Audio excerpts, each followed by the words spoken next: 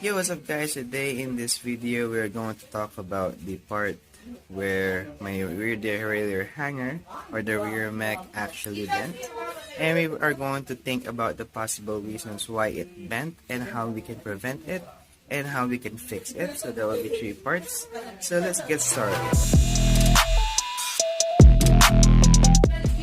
So first of all, we're going to talk about how does this happen. So basically I'm gonna give you general thoughts, general information, and I'm not gonna dive into the advanced situation. So first of all, this usually happens if your rear derailleur is not compatible with the gear that you're using and you're actually trying to use it forcefully at some certain situation.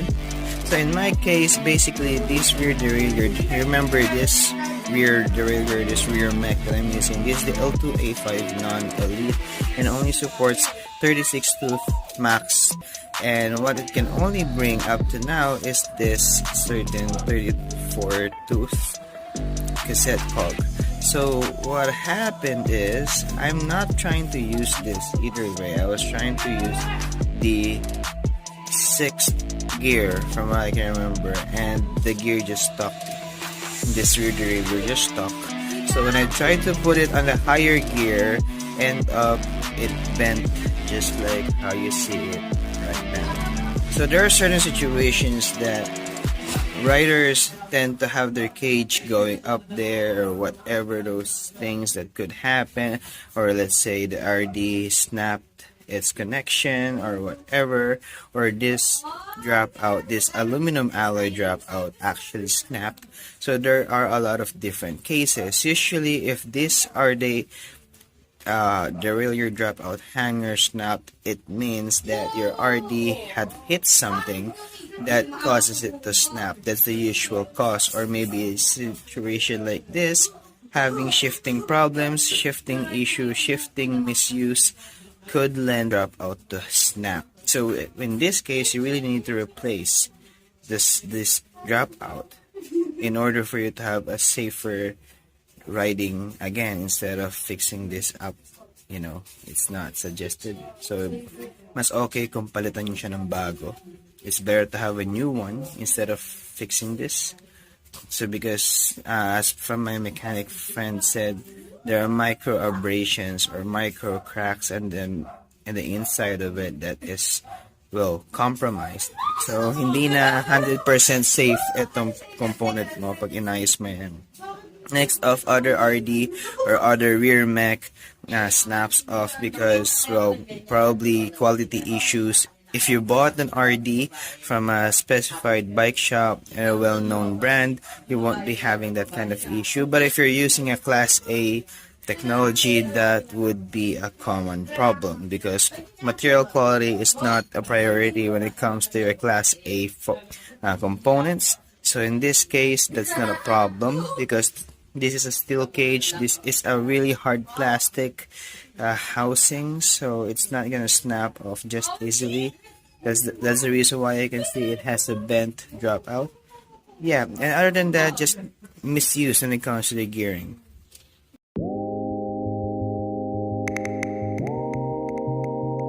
So how can we prevent this kind of situation? Well, basically first and foremost, when it comes to your drivetrain, always make sure the number of gears and always make sure the gear compatibility, most likely with this rear derailleur. So this rear derailleur had a 36 tooth max cassette size, so it means you shouldn't be using this RD or this rear mech with a 42 tooth cassette.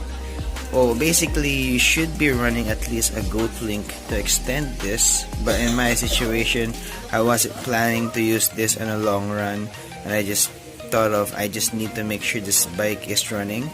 But the problem is I didn't expect it. It locked and then damaged the dropout itself. So better off make sure that your gear is properly set. If you had a rear mech like mine that has a 36 tooth limit, always make sure you had a goat link in there so you can accommodate the full 40 tooth cassette at the back. 42 or 42, whatever. Just make sure this big cassette cog should be able to accommodate by this crazy RD you have, in my case Ben. Next, another way to prevent this situation, as you can see here, always make sure that your gear is properly in tune. Yes, you should always make sure this is properly in tune. I hope that my chain is still okay. And next is, do not force your gears. Never force your gears, just like what I did and some other riders would be doing, because it's either you break this down, you damage this rear mech or this rear derailleur, or you could possibly damage the rear shifter that you have in there. So make sure you don't force the gears. If the gears don't shift, rather stay on that gear. If you can't stay on that gear, go on the side, check your items, check your drivetrain, check everything that you can check. If you need to manually transfer it to a lower gear, you should do it instead of forcing your gears to do so, because it could damage such a thing like this, or it could damage your shifter as well. So it's not a good thing to force things out. Next off, another possible thing, some people say you shouldn't be shifting under load, because shifting under load could lead onto this situation. But of course, I kept telling you guys as well, it doesn't matter, you can shift even under load. But first, make sure once you are shifting under load, you are lessening the input of the power, and you're shifting carefully to the gear and slowly adding extra power again to make sure that your gear is still running, you're not stressing the chain, and you are properly shifting.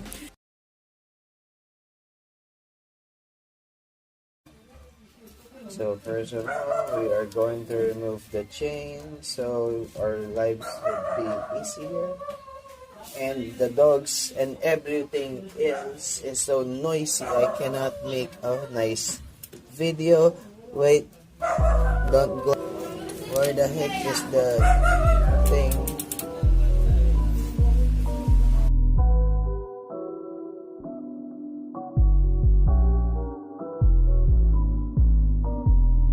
So right now I'll be doing a voiceover, and at this moment I found the missing link, and we really need to undo the missing link so we can access the RD or the rear mech a lot better.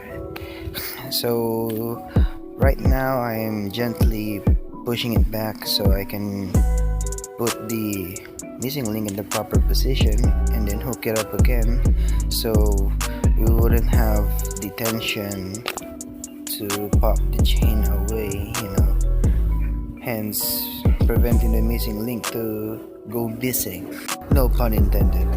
But either way, we did this and we undid the locking of the missing link, and yeah, we'll get to the actual job sooner or later. Now that the link is actually removed, we can now remove the chain altogether, and we get the access to remove the dropout. Okay, in this case I'll be removing the dropout along with the RD, because we're not going to use this RD. I was able to find the machine shop to repair the cable lock on the L2 Elite, okay, the Elite version, the L2 A5 Elite, the one that I used on trail and most other videos. So yeah, that has a better chain retention, and I'm just not a fan of this non-elite version. It's just, well, not for the riding style that I want. And not that it's bad, it's just it's insufficient for what I need. Now of course, you guys, if you had better budget, you have bigger budget or sorts, I would rather tell you to buy a better Shimano or a better SRAM alternative instead of buying these Chinese brands. Although I'll be making a video that highlighting or emphasizing that brand may matter a bit, but still depends on your needs. It still depends on the usage that you need with your bike and so on. So I'm going to tackle it sometime in a different video, whether you really need a Shimano or you really need a SRAM or you just need a normal Chinese drivetrain that could be reliable in the long run. Just depends on your maintenance. So right now this is a Chinese drivetrain and we're just doing a maintenance. So we're now at the stage that I'm removing the dropout. I removed the skewers or the lockout of the wheel because it gets in the way. And yeah, as you can see now, here's my big cassette and here's the dropout. We're replacing it with a new one. So yeah. So let me do a reintroductory video. This is the L2A5 Elite 2:1 pull ratio compatible with 2:1 pull ratio shifters. So yeah, this is a Shimano compatible shifter and it's actually quite good. It's really good for trails and it can survive a really hard beating.